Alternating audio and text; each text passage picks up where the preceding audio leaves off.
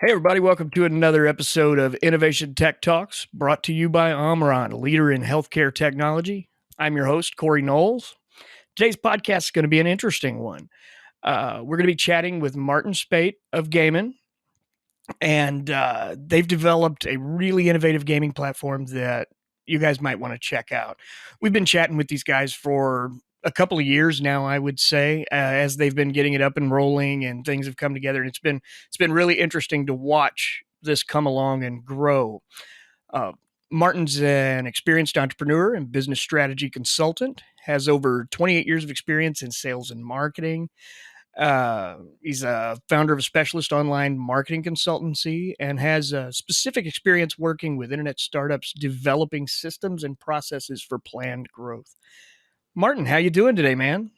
I'm wonderful. Thank you, Corey. Great to speak again. This has been quite interesting. You've seen us since the early days. So Yeah, it's great to catch up and, talk about the progress. Thank you for inviting me. for sure. It's been neat to watch changes Mm. and kind of some new directions and getting into other things. So for the listeners, for the uninitiated, Yep, can you tell us a little about yourself and a little about gaming and how sure. what it is you do? Okay. I mean, from a business point of view, I've been kind of in business for myself for the last 30 plus years. I've been in sales and marketing in all angles. I've owned high street retail outlets. I've owned master franchises. Um, I've had a lot of experience in the direct sales and direct marketing world. I started marketing online kind of started around the year late 90s, 2000, let's say. I was one of the first people to get involved with that. And it was really exciting. It was fun to see exactly how the industry has grown into what it is today. So I've been fortunate to live and do business in a wonderful time to see innovation and see growth and see tech, yeah, how it's developed in that world and be able to apply that to businesses. Also, from a gaming point of view, yeah, we founded Gaming now just around 4 and a bit years ago. I'm a lifelong gamer, Corey, right? Yeah, I mean, I remember in the very early days when Space Invaders came out when I was a kid. I was like 12, 13 years old. And I just got hooked, right? I pedal on my BMX a couple of miles, go to the nearest place where there was a Space Invaders machine. I used to put my 10 pence in the UK, yeah, my 10 pence in the machine and yeah. play, me and my buddies. And since then, I don't think I've ever been in my life without gaming. It's different now, of course, right? What modern day gamers, nothing like we were. It's a big social event now, gaming. I've got I had that two. discussion with my son last night. He There was you go. talking about he's playing Elden Ring and he was talking about he Right. just bought this new curved monitor There that's you it's all go. great Yeah. and he said it's so much better. I was like, "Man, you don't know so much better." I said, "We started out with like original Donkey Kong." I said I Yeah. said those Yeah. weren't even Yeah. graphics. I said Tetris was high-end graphics when it came out. But I was there at the beginning with Asteroid and Galaxian and Space Invaders and all the early ones, Pac-Man. Oh And, yeah. I mean, I've got two grown-up sons now. My eldest is 21, my youngest is 17. So with them, I got the beautiful chance to relive gaming again, yeah, Yeah. as a dad, right, with all Yeah. the gaming platforms, with the PlayStations and the Xbox and whatnot. And now they've both got, of course, gaming rigs, Yeah. and now they're playing. Wow, like you said, all the curved monitors and the cool chairs and everything. So I've been a lifelong gamer, and I've seen the gaming industry as somebody who plays it, as the father of some children who play it. One of the things I loved about the whole gaming industry was in the lockdown, when we were locked down pandemic wise. I mean, my kids are having a blast. Everybody else is totally depressed, but they're having a blast. But this is their heaven. Yeah. You mean I get to sit and play with my buddies all day, and they're connected. It's a complete social event. Mhm. So it's wonderful. And I mean, our gaming platform, there's been a few things in the gaming industry that's always kind of the modern day gaming industry, right? A few things that as a dad paying for all of these things, it's quite expensive, Corey. Yeah, Yes, it is. the curved screen you just mentioned, that's a thousand upwards, right? Yeah. A good gaming rig can cost you. I mean, I've just bought one myself. I've just bought a top of the line one for myself, which is being delivered soon. and that's like $6,000. I was going to say Right? that's $5,000 plus, I'll bet. Yeah. So there's no limit on what you can spend. And the built-in obsolescence in the gaming industry means whatever you're buying today, in a couple of years, you're going to have to look at maybe upgrading at least some of it, right? So Yeah. it's quite expensive. That's always been something about the modern day gaming industry. And of course, I've had my sons play certain games. You know, they were very big on Fortnite for a long time, Yeah. like most everybody, right? Yeah. And we bought all of the in-game, well, all of the cosmetic in-game assets that you make, all in-game purchases that you're making in Fortnite, but they're not played anymore. So all of that money is tied up. It's in there. You can't take it out. Yeah. So those are things that ideally, wouldn't happen in the ideal gaming world. Yeah. So what happened when we started our business? I've got one of the co-founders of Gaimin, Calvin. He bought his son a new gaming computer a few years ago, and because he's a complete nerd, he's a complete tech nerd, right? Yeah. Blockchain had started and cryptos had started. He was kind of researching them and playing around with them. And what he did was he actually started to mine. Yeah. So he went through all the complex setup of mining pools and this and that, selecting a coin and wallets and learning how to keep his key phrases safe and all this type of thing. And he started to mine, and he called me and he said, "Hey Martin, listen, I'm making like $1 in a few hours here, just with my son's gaming computer." Now, what's interesting, Corey, is I've been in the advertising online for years, yeah, and I know if I set up an online campaign for a client, I never get it right first time, right? Yeah. You've got to test all the elements. You got to test the image and the ad and the call to action and the headline and the landing page and all this type of thing. So I said to him, "What are the variables in what you're doing?" And we started to play with all these variables, different coins, different moments in time, different prices, different mining pools and things. And we turned this $1 a day into $6 a day.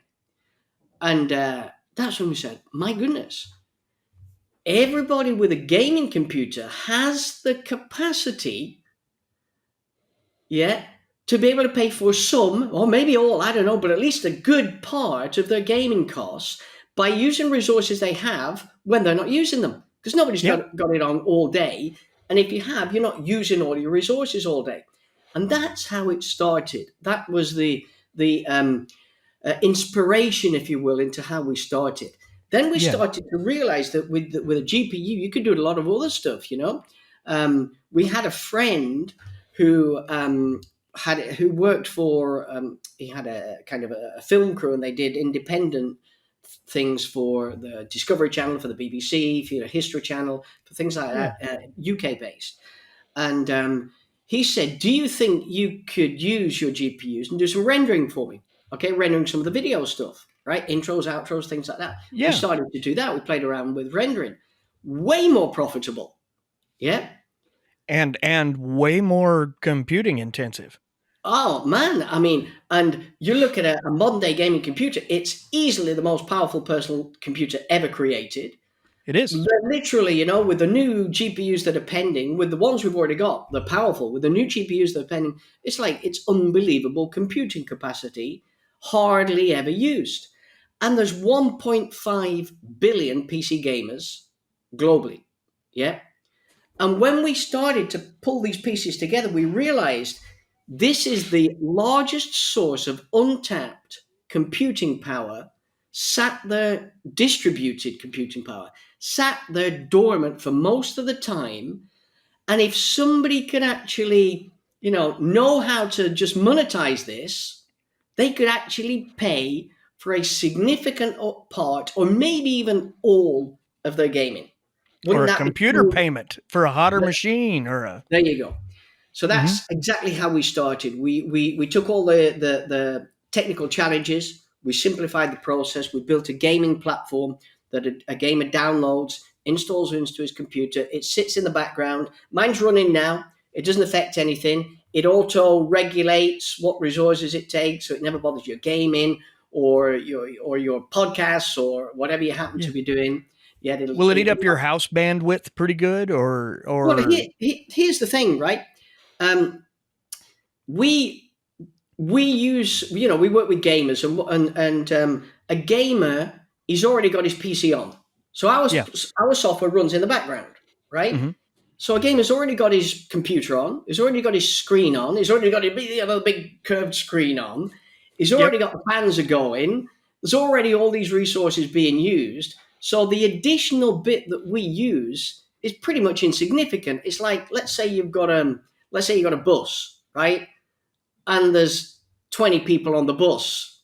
You've already got the cost and the degradation of the wheels and the tires and the this and that. It's already happening. If another person gets on the bus, there's not real additional, it's like pretty insignificant. Yeah. Yeah. That's exactly how our platform works. So right on. What we do, we've managed to take all of these complex monetization methods, do it all for the gamer. The gamer's computer connects to our network, our monetization network. We scan their hardware, software, and everything that they're using, and then we decide how best to monetize that gamer's computer. Now, here's the other thing that we did. When we produced an alpha version of our platform, I live in Spain, in Alicante, on the Mediterranean coast, and we took our alpha version to Madrid Games Week. And we demoed it. Madrid Games Week is the largest Spanish-speaking gaming event in the world. And one of our advisors is one of the co-organizers. So we did a presentation. We presented it to, I don't know how many thousands, but there was a lot of people there, right? Yeah. And people loved it. So we realized that we had like something really potentially special here. Yeah. The other thing that we actually discovered there was it was the first time we spoke to people when they started talking about NFTs as in-game assets, Corey, right? Yeah. And we said, wouldn't it be awesome if we could create in-game assets that were NFTs and you owned them, that the game didn't own them, but you own them on a blockchain wallet, yeah? And wouldn't it be like even more awesome if you could take this NFT and use it in one game and then pull it back to your wallet when you're not playing with it, and then go and reskin it and reattribute and re-enchantments, and give it different utility, and use the same one in a different game, a fully interoperable NFT. Ooh. And we've done it. So like not a specific sword, but something that becomes a similar weapon when taken to different games of the same caliber, or it could completely reinvent itself going into a different game, like a Monster Hunter kind of thing. Back in the day. I mean, this is exactly how we looked at it. We thought it's not cool that people spend the money and the gaming platforms own all that money, own all those in-game assets. It's just not cool. Yeah. Blockchain provides the technology to be able to do that. So what we did in our gaming platform, we made this whole wish list. What would be the perfect gaming platform for a gamer? Okay. And we started to work on it piece by piece. We built out a Minecraft metaverse. We started with Minecraft. And I'm not talking about working with blockchain games that are pretty, they're pretty crummy right now, a blockchain game. Yeah. Nobody, we wanted to AAA titles. Okay. The big games. So we started to work with Minecraft. Minecraft's 140 plus million monthly active users. It don't get much bigger than that. No, it doesn't get much bigger. They're one of the big boys, yeah. And the beautiful thing about Minecraft is people don't just play. The level of engagement in Minecraft is huge because they're building their own world. I mean, they're in there constructing it, yeah? Yeah.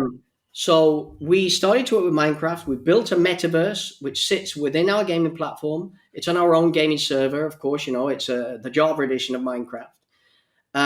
We hired a bunch of people who work for Google to build this for us. It takes 25 minutes to walk across our metaverse. It's totally colossal. It's huge. It has a coliseum. It has plots for building land.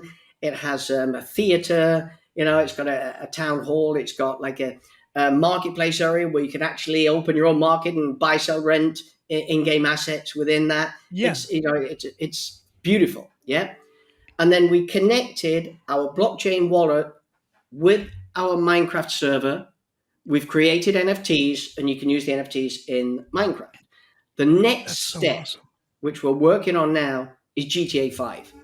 We specifically picked GTA because it's the highest revenue game So that's where people have spent the most money.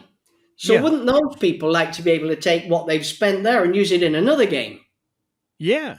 So Well, that's what we've like in done. our house, me for years and now the kids played World of Warcraft where we're dumping in Yep. $15 a head per month for, Yeah. I played since '07. you know, Yeah. Yeah. Oh man, that's nice. Yeah, nice I don't subscription. anymore. It's been 3 or 4 years since I've played it all, Yeah. but I mean, it was very much just a game that if you wanted to play it, you had to pay the money, and that's just Yeah. how it is. Well, let's take a Absolutely. real quick break here for a fast message from our sponsors at Omron Healthcare. Today's episode of Innovation Tech Talks is brought to you by Omron. Omron is a world leader in technology designed to solve social issues, improve lives, and build a better tomorrow. They serve a range of industries which utilize their technologies to innovate and grow factory automation, healthcare, mobility, and energy management.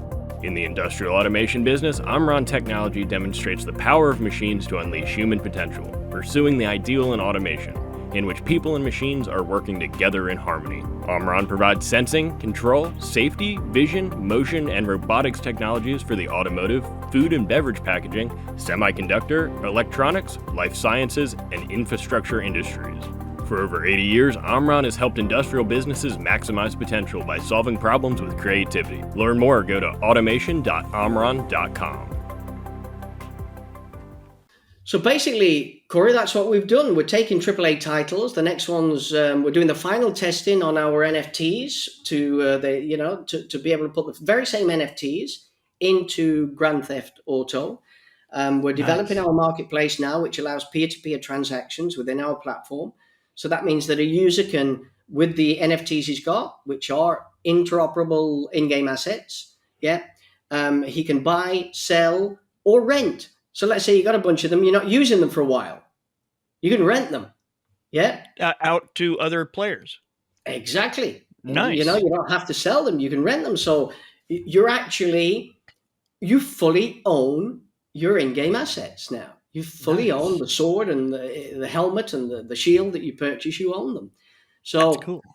yeah, it's very cool. Yeah. Now here's the really, really cool bit. The tech we've had to develop for Minecraft meant we already had most of the tech developed for GTA. Now, because the underlying engines that these are running on, they all have similarities, okay? Uh-huh. It means our next step is we'll be able to take that same technology and apply it to any Unreal Engine game and then any Unity Nice. game. Nice. So what we've developed is I'm going to call it an SDK, but it depends on the game. It's a var file for Minecraft, for example. But I'm just going Yeah. to call it an SDK, okay, for Okay. ease of explanation. Any game developer can use this SDK, and literally in minutes. So if they've developed on, say, Unreal Engine, he can use our SDK and get full blockchain functionality in his own game. That's a Nice. token, an in-game token economy, an in-game marketplace, wallets, interoperable NFTs within his own game. And they can set that up when they're building the game then Takes minutes. and have it just integrated right Takes off the minutes. bat. Any Wow. Minecraft server owner can actually do that now. We also incentivize the Minecraft server owner. We have a referral program. So if the Minecraft server owner actually wants to do that, he's got some monetization automatically in something that he wasn't monetizing unless it was through subscriptions. Yeah. Yeah.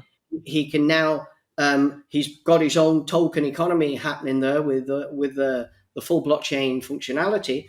But also, any user that's doing this has to download and install our platform, because the platform has to connect with the server to be able to do it. Yep. Yeah. And he gets 10% of the hash rate of any of his users. So we have a Nice. built-in referral program. So anybody who downloads and installs our platform, if they refer a friend, they get 10% referral commission. And we've made that happen over 3 layers of friends. So it can really Nice. get viral. The Yeah. rewards can soon add up. So that's where we are with the tech side. I mean, I think the last time we spoke, we were talking as well about the esports organization that we were in the Yeah. process of acquiring. which we have now acquired. Gaimin Gladiators, Gaimin, Gaimin Gladiators. And that's I remember expanded a seeing the lot for us. logos and stuff. It was looking good. Oh man, yeah, these guys are flying. I mean, we have now, I think we've 35 players now, 7 teams. Dota 2, our Dota 2 are European champions. They're the top ranked team in Europe. We've got CSGO, Rocket League, Rainbow Six, Pokemon Unite, Warcraft, and Street Fighter. You got a Warcraft Our team. Nice. Yeah, our Dota 2 team and our Pokemon Unite team are the regional champions as well. They won that in February. They're heading to Stockholm for the big tournaments coming up in Stockholm. Our Dota 2 team looks set to play in the international. We've just signed a top coach for the CSGO team. Nice. I think the Rocket League, I think they've already pre-qualified now for the World Cup later in the year. So they're really competitive. Yeah. So do you know, esports just, I mean, it was like a background thing for quite a few years. Like you knew it was coming, you knew things Yeah. were starting to happen, but it's really exploded. Where do you see that in 5 years, 10 years? I mean, are we going to have channels and is it going to be just like watching baseball? I guess so. I mean, I watched a tournament 3 years ago at Madrid Games Week. Yeah. And I Yeah. was blown away. It was the first time I'd actually witnessed live, you know, it was fantastic. Also, my youngest son, he entered the Fortnite tournament there, right? And he got to quite the advanced stages. So, I mean, I saw it as an excited dad watching my son play. Yeah, I saw it as a neutral fan watching these two pro teams go at each other. The passion amongst the fans is extraordinary. I mean, for example, the international now that our Dota 2 team will play later this year, it's got more views than the Super Bowl.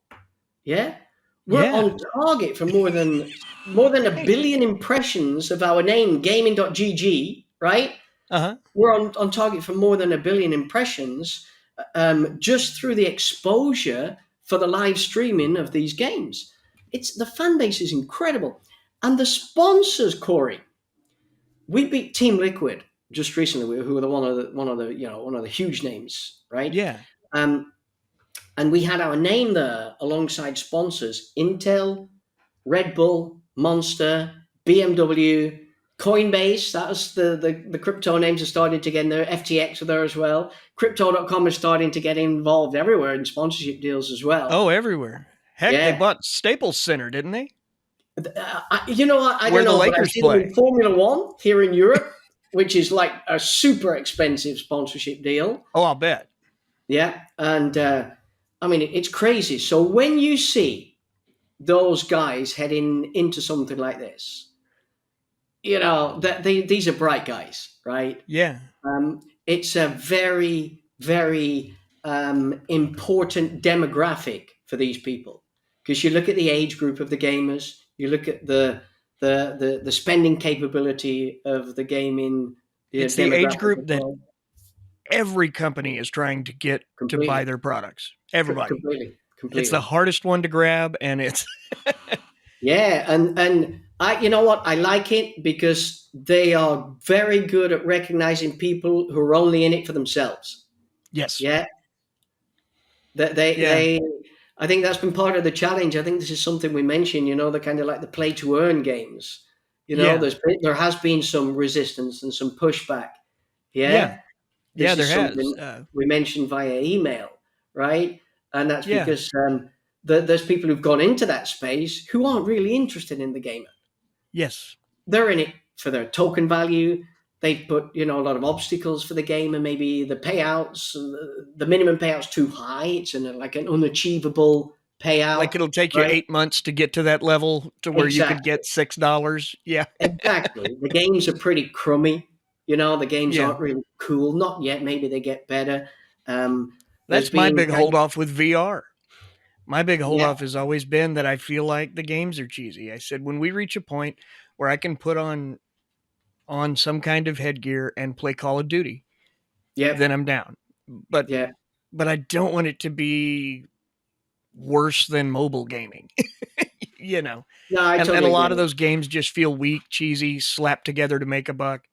Correct. And a lot of them are, right? Yeah. And especially, I mean, when you kind of connect crypto and gaming, there's always that element that somebody's in there to push their token, right? And that's Yeah. something we've never, for us, we'll be listing our token in the next, I don't know, maybe a couple of months, let's say, right? But the token Yeah. ought to be a reflection of the health of the business, not Yeah. because somebody's kind of artificially pumped it through, let's say, maybe, I'm careful what I'm saying, maybe misleading claims, right? Yes. The game has got to come first. That's just the way it has to be. Yeah. Yeah. Because these are smart guys. And the beautiful thing about game, we consider ourselves, although we use blockchain technology to make the NFTs and the functionality work, right? We're a gaming company that utilizes blockchain technology. Now, the gamer doesn't Yeah. know what's happening in the background. He just knows Yeah. he's not interested. He just wants to know that he can do all the cool things. Yeah. Yeah.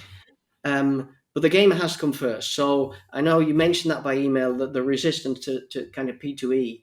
And I think Yeah. that's, those are the comments that we've had from some of our users. And this is not exactly what P2E is, right? This is, it's almost like totally not. don't play to earn. Do nothing and earn. Yeah. It's kind of the opposite of that. Yeah. Yeah, exactly. You don't have to do anything. I mean, as Turn it we on and go to speak- bed. yeah, as we speak, the spare resources within my computer are actually going and being monetized. Yeah. And while you're live streaming an interview. Oh, completely. It's when I turn my computer on, it auto starts in the background. It runs invisibly. It doesn't annoy me in any way. It auto regulates so that it doesn't affect anything I'm doing. A modern day gaming computer, I'm on a gaming laptop right now. A modern day gaming computer, I mean, those GPUs are built to last 10 years. Yeah. Yeah. But let me tell you something, Corey. Nobody is going to have the same GPU for 10 years. Right? No. Ain't gonna happen. You're going to be lucky if you have it 4. There you go. So any additional minimal work that it's doing monetizing, it doesn't affect. It doesn't affect the lifespan of the GPU at all, right?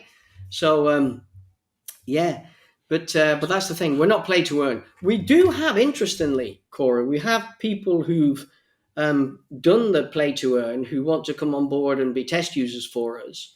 Because it's like a double earning for them. They're doing the play to earn, but we're running in the background anyway. So are you still taking on test users, or are you now fully live and operational? We have the product is at MVP right now. Nice. Minimum viable product. It's MVP version 1.0. It's fully functional. Everything works. It's that natural progression in software development. We're onboarding every single day now test users. Yeah. Nice. I need to get on that. That sounds fun. Listen, anybody who wants to, just go to gaimin.gg, GAIMIN.gg, join the whitelist. And then every so often, every few days, we email the people on the whitelist and see who wants to come on board as a tester, right? Ask them a few questions. We want to make sure that they're going to go and play in the metaverse and use the NFTs and, the testers, right? We want to, and there's generous rewards and generous NFT bonuses available for anybody who wants to do it. So it's a pretty good time if any of your listeners want to.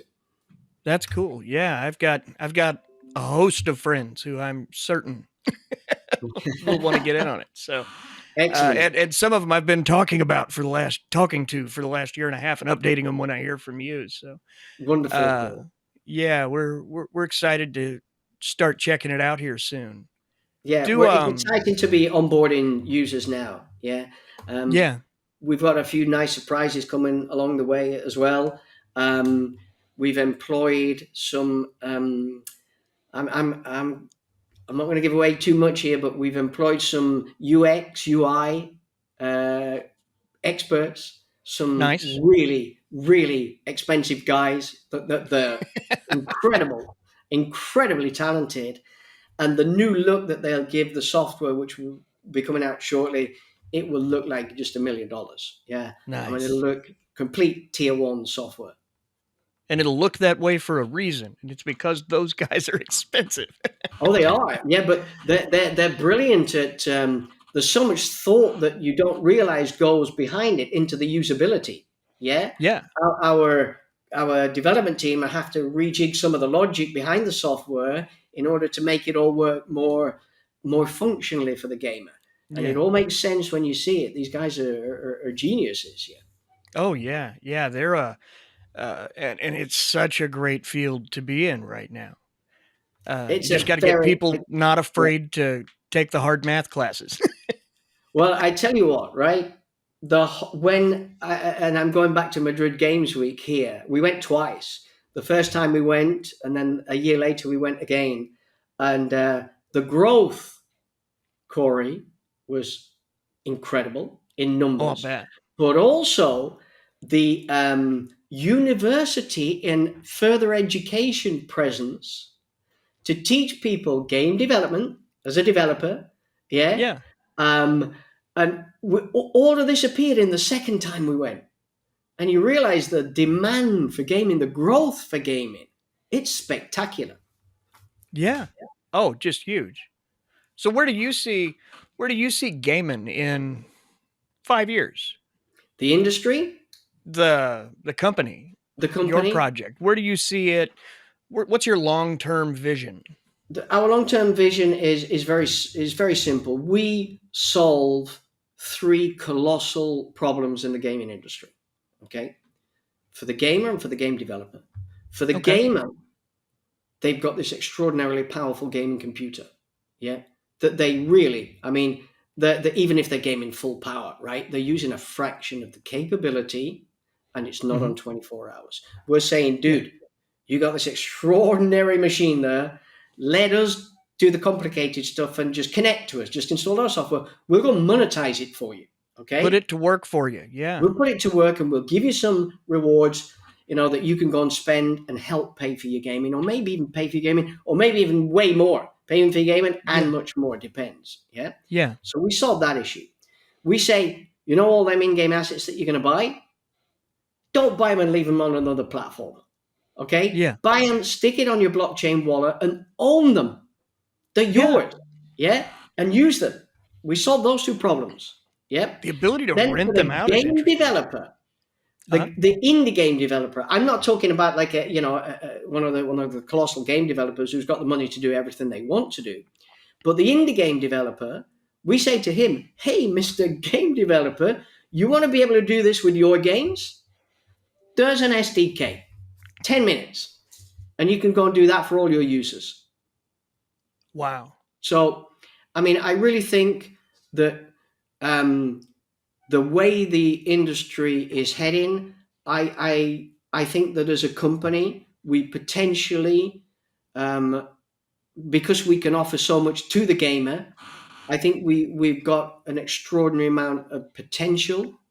Yeah. And simply because everybody wins, right? The work, it's win-win-win. The gamer wins. Okay. The game developer wins. The beneficiary of the computing resources that we put to work wins. So let's say we're doing blockchain computations. Well, blockchain and cryptos don't exist without those computations verifying and validating and confirming transactions. So it's a win for them. We've spoken to a reasonably large film studio who's a division of a very large film studio in London. And we did a test on rendering for them. And the big factor for them is to be able to render some of their reels, render some of their videos, and offer protection. Okay, so it doesn't end up on the Pirate Bay or whatever. Yeah. So some people don't understand the amount of computing it takes to render 3D, like a Pixar movie, for God's sakes. I mean, one machine, it would take it years. Avatar was the when we was reading it at the time. Avatar, Avatar 1. I think they're working on Avatar 2 right now. Mhm. Avatar 1 used 40,000 GPUs, right, to be able It's to so crazy. do the rendering work. Now we're looking at onboarding like maybe up to 1 million users in our first year. So look at the computational power that Yeah. we'll soon be able to offer. And we've Yeah. developed a tech that can take a film studio's rendering needs. Yeah, it can explode it into tiny files so that nobody has anything more than like a tiny piece, encrypt it. We can go and spread that to our users, distributed globally, render these tiny pieces, implode and reassemble, hand it back to the film studio with a private key so they're the only ones who can unlock it. Yeah. Yeah. That's Um, wild. so like it's win-win-win. You know, Yeah. the beneficiary of the computing resources wins. The gamer wins. Yeah. Yeah. And I think because we're just using pretty much like Uber did, yeah, they're using a resource that somebody had that they weren't fully using. Mhm. So the person who wanted a ride got a better option than maybe, or at least a further option for a Yeah. ride than a taxi. You know, that the owner of the car wins, the user wins, the company wins. Yeah, everybody wins, Yeah. and it's pretty much the same dynamic. So when you ask where will we be in a few years, there's 1.5 billion PC gamers. The demand for computational resources goes up every single day. Yeah. Every single day, we're more digitalized. Yeah, And it's not going to get smaller it's at not any going to get point in the more. future. No. So the demand is growing. The supply of computational power through the gaming world is growing. Yeah. And we're sat right in the middle of what may be the largest growing supply and largest growing demand, or at least Yeah. one of them in the world today. And And your we're job sat is in to the make middle. that connection. Yeah. Yeah. And the gamers, Wow. the ultimate beneficiary is the gamer. They win more Yeah. than anybody. Well, Martin, where can people find out more and go to sign up and jump on this platform, man? Well, if anybody wants to become a tester, we've got MVP fully functional. You can go to gaming.gg. So that's GAIMIN. The AI is for we use a little bit of AI in our platform. Yeah. Gaming.gg. That's where you can go and join the whitelist to download the platform, become a tester. Anybody who's Nice. interested maybe in our token, which we'll be releasing soon, you can go to Nice. Gaimin, GAIMIN.io, and Mhm. learn about the features of the base level technology for game developers, etc., etc. You can learn all about our token. You can see our team. We're 40 strong as a team now. Learn a little bit about the company, the Wow. background, and everything that we've done there. And anybody who wants to follow an esports organization or any of our teams, yeah, and have fun watching them, you can go to gaminggladiators.gg. That's GAIMIN, gladiators.gg. That's the name of our esports organization, and follow our teams. Yeah, check them out, guys. Martin, I really appreciate you taking the time out of your schedule to join us. It's been a fun chat, and it's been fun to watch you guys grow. And I can't wait to see where this lands a few more years down the road and be It's able to look back again and compare them. it's very exciting, Corey. It really is. It's wonderful, and thank you for the invite. Great to touch base again. Every time we Always. touch base, it's been really There's exciting. there, What we there's major developments all the Yeah, time. I yeah, always love when I see you in my inbox because it means something cool's happened. yeah. Well, everybody, please make sure to follow Innovation Tech Talks on Apple, Spotify, Stitcher, iHeartRadio, all the places you get your podcast. You can also check them out on YouTube. If you're out where magazines are, grab a copy of Innovation and Tech today. We love to have you as part of our readership. Thanks for watching. Thanks again to Omron for sponsoring the podcast, and we'll talk to you next week. Thanks for watching, guys.